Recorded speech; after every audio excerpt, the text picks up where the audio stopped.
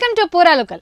కాశ్మీర్ పహల్గామ్లో జరిగిన ఉగ్రదాడి నేపథ్యంలో భారత ప్రభుత్వం అప్రమత్తమై హై అలర్ట్ ప్రకటించింది. సౌదీ అరేబియా పర్యటనలో ఉన్న ప్రధాని మోదీ ఘటన గురించి తెలిసిన వెంటనే తన కార్యక్రమాలన్నీ రద్దు చేసుకుని ఇండియా వచ్చారు. ఈ క్రమంలో ప్రధాని సౌదీ నుంచి ఇండియాకి వచ్చే మార్గాన్ని మార్చారు భద్రతా అధికారులు.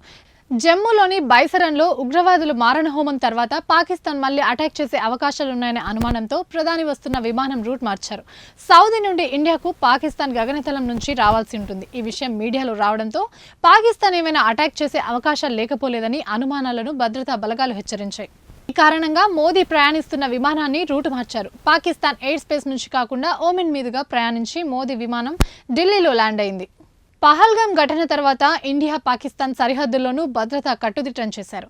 ఎన్ఐఏ బృందాలను జమ్మూ పంపించారు. కేంద్ర హోంమంత్రి అమిత్ షా పహల్గామ్లో పర్యటిస్తూ ఎప్పటికప్పుడు పరిస్థితులను ప్రధానికి వివరిస్తున్నారు.